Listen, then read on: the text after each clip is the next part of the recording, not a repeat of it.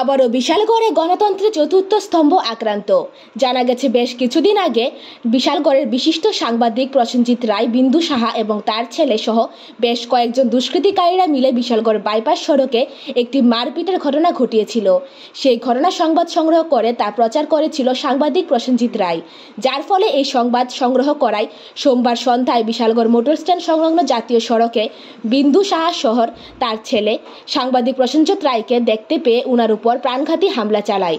সেখান থেকে বিশালগড় প্রেস ক্লাবের সভাপতি ভবতোষ ঘোষ এবং সম্পাদক তাজুল ইসলাম আক্রমণকারীদের হাত থেকে উদ্ধার করে সাংবাদিক প্রসেনজিৎ রায়কে বিশালগড় মহকুমা হাসপাতালে নিয়ে যায় এবং সেখান থেকে ফিরে এসে অভিযুক্তদের গ্রেফতার দাবিতে বিশালগড় প্রেস ক্লাবে সমস্ত সাংবাদিকরা বিশালগড় থানার সামনে আগরতলা সাবরুম জাতীয় সড়কে অবরোধ করে। পরে অবরোধ স্থলে ছুটে আসেন বিশালগড়ের বিধায়ক সুশান্ত দেব এবং বিশালগড় মহকুমা পুলিশ আধিকারিক পান্নালাল সেন। পরে বিধায়ক অবরোধকারী সাংবাদিকদের আশ্বস্ত করেন যে 30 মিনিটের মধ্যে অভিযুক্তদের গ্রেফতার করা হবে। বিধায়কের এই আশ্বাসে সাংবাদিকরা অবরোধ প্রত্যাহার করে এবং 33 মিনিটের মধ্যেই বিশালগড় থানার পুলিশ 3 অভিযুক্তদের মধ্যে ঘটনার মূল অভিযুক্ত বিন্দু সাহাকে আটক করে থানায় নিয়ে আসে। পরে বিশালগড় থানার পুলিশ অভিযুক্ত বিন্দু সাহার বিরুদ্ধে একাধিক ধারায় মামলা নথিভুক্ত করে এবং মঙ্গলবার ধৃত বিন্দু সাহাকে বিশালগড় মহকুমা আদালতে প্রেরণ করবে। সোমবার রাতে বিশালগড় মহকুমা পুলিশ আধিকারিক পান্নালাল সেন জানিয়েছেন, আক্রমণ হওয়ার ঘটনার পেছনে কাকে আপনারা আটক করেছেন?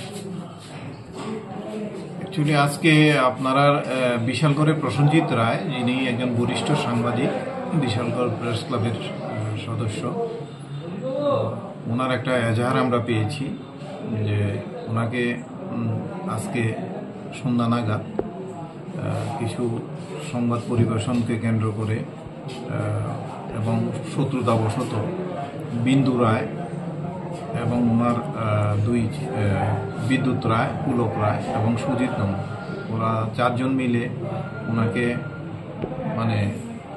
মারধর করেছে এবং প্রাণে মারার চেষ্টা করেছে। তো এটা নিয়ে আমাদের বিশালগড় প্রেস ক্লাবের থেকে সমস্ত প্রেস ক্লাবের সদস্যরা আমাদের কাছে একটা এফআইআর জমা দিয়েছেন, যেটাতে বাদী হচ্ছেন প্রসেনজিৎ রায়, যিনি বরিষ্ঠ সাংবাদিক, এবং সমস্ত প্রেস ক্লাবের পক্ষ থেকে, এখানে বিশালগড় জার্নালিস্ট অ্যাসোসিয়েশনের পক্ষ থেকে আমাদের কাছে দাবি করা হয়েছে যে আসামিকে অ্যারেস্ট করার জন্য। তো আমরা এজাহার পাওয়ার সাথে সাথেই আমরা পুলিশ তাৎক্ষণিকভাবে এখানে যে প্রিন্সিপাল, যে এলিজড একিউজড যে বিন্দু রায়, ওনাকে আমরা আমাদের কাস্টডিতে নিয়েছি। আরও বাকিদেরকেও আমরা যত দ্রুত সম্ভব আমাদের কাস্টডিতে নেব। এটার উপরে আমাদের একটা স্পেসিফিক কেস রেজিস্টার হচ্ছে এবং বিন্দু রায়কে কালকে আদালতে প্রেরণ করা হবে। স্যার, কতজনের নামে মামলা করা হয়েছে এবং কতজন? 4 জন।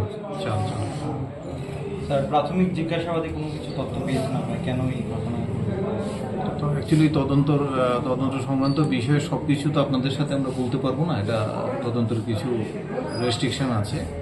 তো আপাতত আপনাদের জন্য যতটুকু দেওয়ার সেটা বললাম। Bureau report, জনদর্পণ।